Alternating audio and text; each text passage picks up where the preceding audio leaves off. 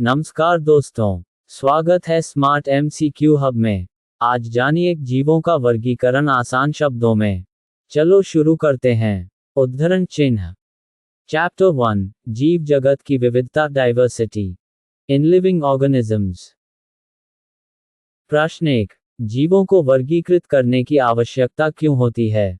उत्तर, जीवों की संख्या अधिक होती है और उनमें विविधता भी बहुत होती है। इस विविधता को समझने और अध्ययन करने के लिए वैज्ञानिकों ने जीवों को समान लक्षणों के आधार पर समूहों में बांटने की आवश्यकता महसूस की। वर्गीकरण से हमें जीवों के बीच समानता और भिन्नता समझने में मदद मिलती है। जीवों के विकासक्रम एवोल्यूशन का अध्ययन करना आसान होता है। नई प्रजातियों की पहचान सरल होती है। जीव विज्ञान के अध्ययन में व्यवस्थितता आती है।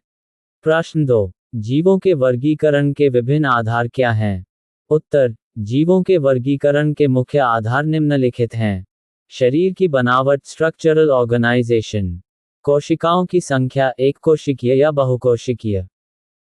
कोशिकाओं का प्रकार, प्रोकैरियोटिक या यूकैरियोटिक।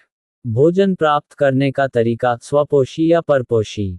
शरीर की जटिलता, सिंपल टू कॉम्प्लेक्स। आवास, जल या स्थल। प्रश्न 3, 5 जगत वर्गीकरण प्रणाली का वर्णन करो।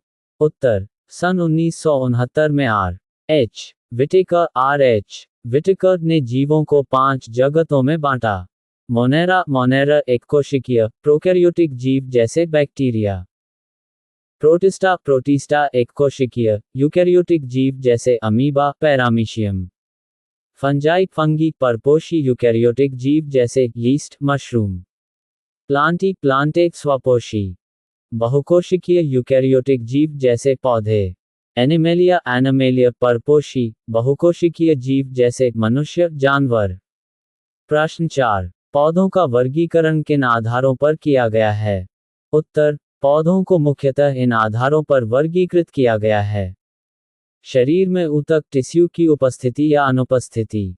संवहनी तंत्र वैस्कुलर सिस्टम की उपस्थिति। बीज का निर्माण होता है या नहीं। बीज नग्न नेकेड हैं या फल के अंदर बंद। इन्हीं आधारों पर पौधों को 5 समूहों में बांटा गया। Thallophyta, bryophyta, pteridophyta, gymnosperm, angiosperm. प्रश्न 5, जंतुओं का वर्गीकरण किन आधारों पर किया जाता है? उत्तर, जंतुओं को निम्नलिखित आधारों पर वर्गीकृत किया जाता है। शरीर की सममिति, बॉडी सिमेट्री। कोशिकाओं की परतें, जर्म लेयर्स। कोलोम की उपस्थिति, सीलम। शरीर की संरचना, सेगमेंटेड और अनसेगमेंटेड। रीढ़ की हड्डी की उपस्थिति, वर्टेब्रेट या अनवर्टेब्रेट। प्रश्न 6, थैलोफाइटा की मुख्य विशेषताएं लिखो। उत्तर, थैलोफाइटा सबसे सरल पौधे होते हैं। इनकी मुख्य विशेषताएं, इनका शरीर जड़, तना और पत्तियों में विभाजित नहीं होता। ये जल में पाए जाते हैं। इनमें ऊतक टिश्यूज का विभेदन नहीं होता।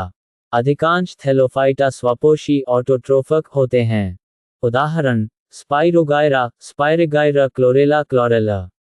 प्रश्न 7, ब्रायोफाइटा की विशेषताएं बताओ। उत्तर, ब्रायोफाइटा को स्थलीय पौधों का प्रथम समूह कहा जाता है। ये जल और स्थल दोनों जगह पाए जाते हैं। इनका शरीर जड़, तना, पत्तियों जैसा विभाजित होता है, लेकिन वास्तविक नहीं। इनमें संवहनी तंत्र नहीं होता। बीज नहीं बनते, बीजाणुओं से प्रजनन होता है। उदाहरण, मॉस माचेंशिया। प्रश्न 8, टेरिडोफाइटा की मुख्य विशेषताएं बताओ। उत्तर, ये पौधे जड़, तना और पत्तियों में विभाजित होते हैं। इनमें संवहनी तंत्र वैस्कुलर सिस्टम पाया जाता है। बीज नहीं बनते, बीजाणुओं से प्रजनन होता है। ये मुख्यतः नम और छायादार स्थानों पर उगते हैं। उदाहरण, फर्न, हॉर्सटेल एक्विसेटम। प्रश्न 9, जिम्नोस्पर्म की विशेषताएं लिखो। उत्तर, ये बीज उत्पन्न करने वाले पौधे हैं, परंतु इनके बीज फल के अंदर बंद नहीं होते। इनका संवहनी तंत्र विकसित होता है। अधिकतर जिम्नोस्पर्म पेड़ के रूप में होते हैं। इनमें शंकुधारी पौधे अधिक पाए जाते हैं। उदाहरण, पाइन, साइकस, देवदार, डोडर। प्रश्न 10। एंजियोस्पर्म क्या हैं? इसकी विशेषताएं बताओ। उत्तर, ये फूल वाले पौधे होते हैं जिनमें बीज फल के अंदर बंद रहता है। इनका संवहनी तंत्र बहुत विकसित होता है। इनमें दो प्रकार होते हैं, एक बीजी पौधे मोनोकॉट, द्विबीजी पौधे डाइकॉट।